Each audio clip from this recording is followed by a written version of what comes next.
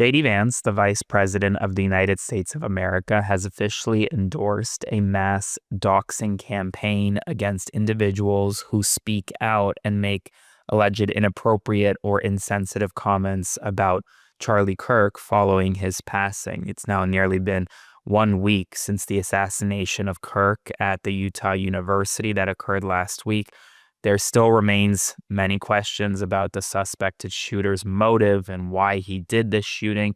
But what we do know is that Vice President Vance, Elon Musk, and others within the Republican Party are ramping up their public pressure on individuals who may make comments that they don't like about Charlie Kirk following the shooting.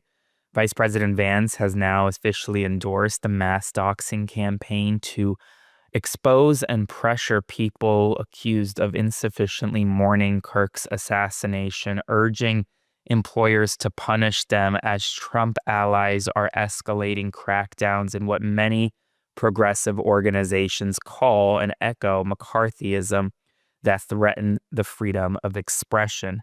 And speaking of Elon Musk, who has more than 226 million followers on social media, tweeted out and essentially said, quote, "They should fight or die," referring to his followers, demanding that critics be deplatformed or jailed and accusing media and schools of programming people to murder.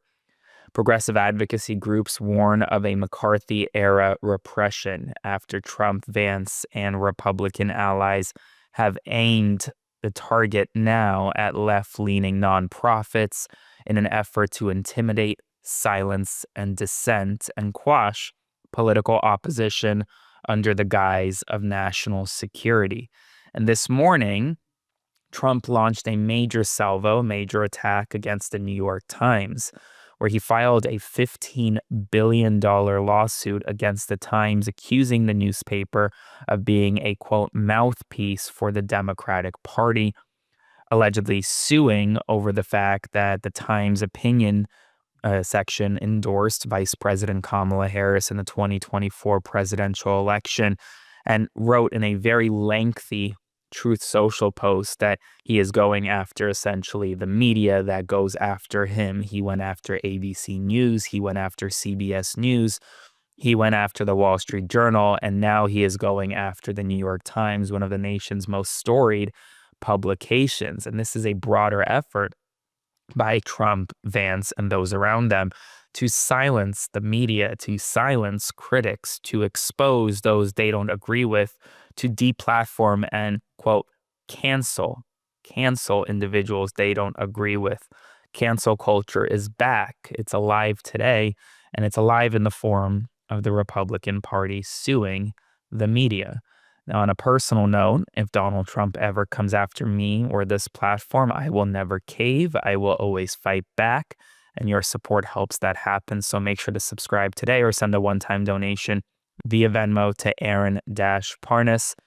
I'm sure the attacks are only going to ramp up, and I will stand strong. I will stand firm, because in this moment, we need media that spreads just the facts. And here's the deal, folks. Truth is an absolute defense to any and all defamation or libel claims, and that is what I aspire to provide you. The truth, the whole truth, and nothing but it. Meanwhile, the Trump administration has reportedly ordered the removal of slavery-related exhibits from several United States national parks under a March executive order titled "Restoring Truth and Sanity to American History." One such iconic photograph of an escaped slave known as Peter, showing his whip-scarred back, has been removed from at least one park.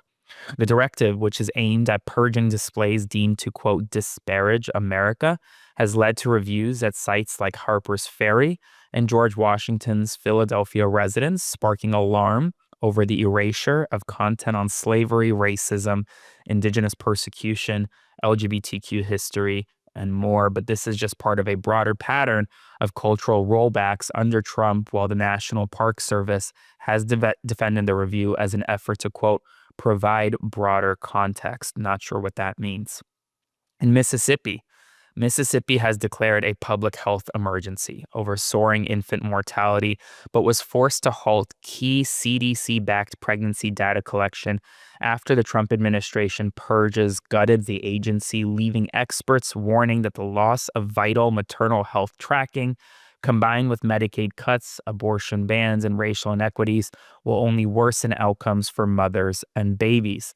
And speaking about Mississippi, in the past 24 hours, I have some very serious news. 2 men have been found hanging from a tree. The cases appear, at least right now, unconnected to one another, and I'll talk about them separately. The first, at Delta State University, a student by the name of Trey Reed, 21 years old, was found dead hanging from a tree on campus, prompting cancellation of centennial events.